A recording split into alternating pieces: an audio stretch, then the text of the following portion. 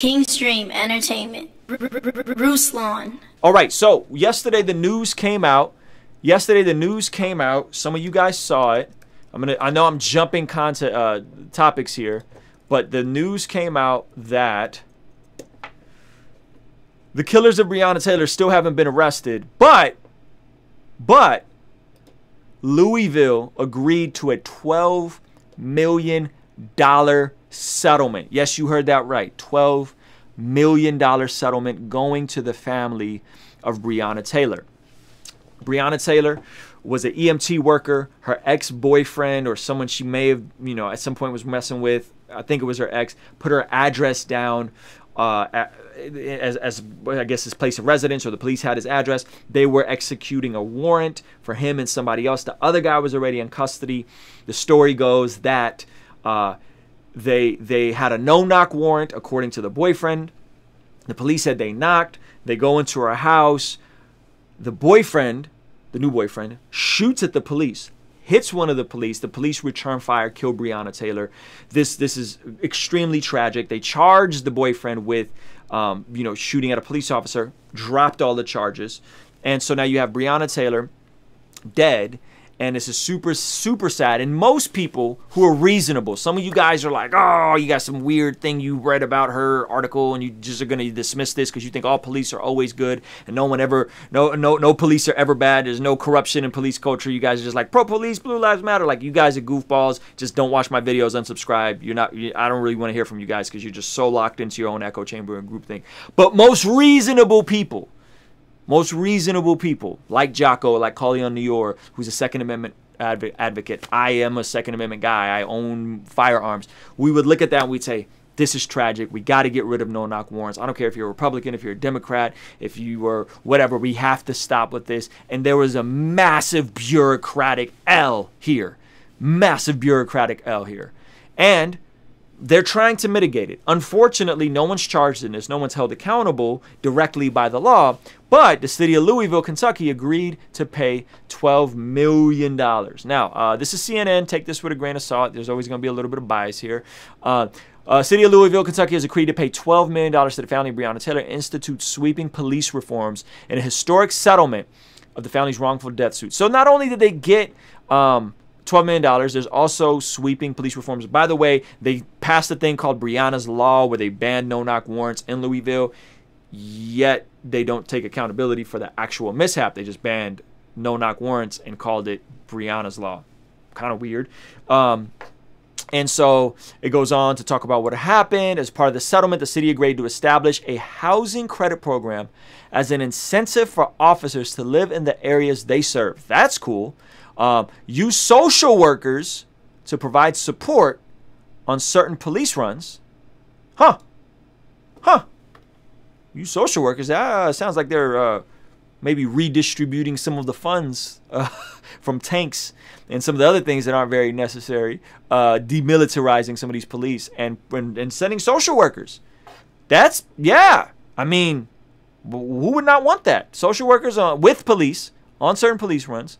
Right? So it's not social workers going out by themselves, with police, require commanders to review and approve search warrants before seeking judicial approval, amongst other changes.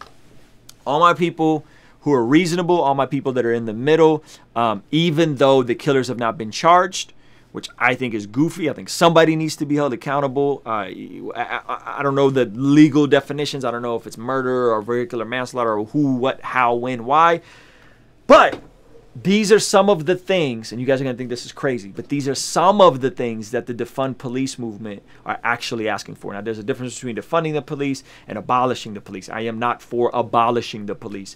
Am I open to reassessing how some of the money is spent so there can be social workers on these mental health calls, right? All the time. We see it all the time. There's just a white kid killed in Utah. Not killed. I think he was shot pretty bad. Or was he killed? I'm not sure. But in Utah, because he was having a mental episode, I think he had autism, and police showed up and shot him. They didn't know how to deal with him. So social workers going on police calls, this is good.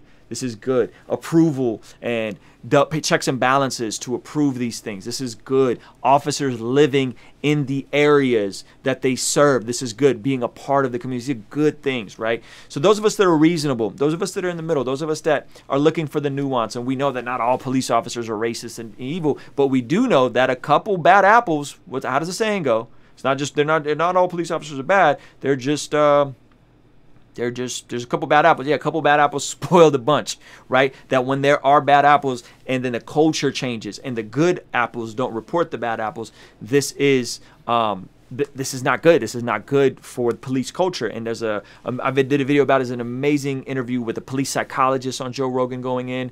There's an amazing interview with Jocko talking about how when they were overseas handling insurgency missions and how they have to build rapport with the communities that were hostiles, right? They have to build rapport, and how we have to reassess how these officers are building rapport. Well, them living in the areas that they serve will probably do a good thing, right? Shout out to 20 Piece. He said, one officer was fired and 2 officers are on paid leave, all under investigation by the FBI. Well, that's good. At least the FBI is stepping in. At least there's a third party stepping in. And so I think these are good things. I think there's a good things. And whether or not there's, I don't know which percentage of police officers are bad apples, but we do know that a few police officers can definitely change the culture of a department. And we saw it in Compton, where the story came out about the police gang that was really wild. I did a video about it. You guys could go check that out. Just Google like Compton police gang. And there was a whistleblower who came out, and the deposition of him leaked, him breaking down everything that happened with this racist police gang. Stuff is wild, man. And so this is good. This is good. These are steps in the right direction for those of us who are reasonable, for those of us who want to see change, who acknowledge that there needs to be change with how much power law enforcement have, the unchecked power law enforcement have. These are good things. These are good things, and it doesn't take back her life. It doesn't get her back, but goodness gracious, man, $12 million, some legislation happening. We need to see this stuff on a macro scale, in my opinion. I think we need to see better training. I think we need to see everything that the 8 Can't Wait, everything that the 8 Can't Wait are proposing. I think I'm 100% behind. Everything that the 8 Can't Wait are proposing, I'm 100% behind. And I think we need to get over it. Those of you guys that are anti-police, I understand. But you also have to really consider what a lawless world looks like.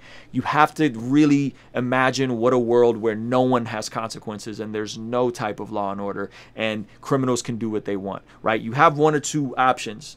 You have lawlessness and the bad guys come and get you when they feel like getting you, and you have citizens bear arms and we have to protect ourselves. I'm cool with that option, but I live in California and it's, goodness gracious, I've bought 2 firearms. It's extremely difficult to get a firearm. So if you're cool with no police and you have to bear arms and you have to protect yourself and your family and learn how to shoot, hey man, that's cool. But if you're saying, I don't like police, but I'm also anti-gun and I'm not willing to protect my own family, so who are you going to call when someone comes to harm you or rob you or...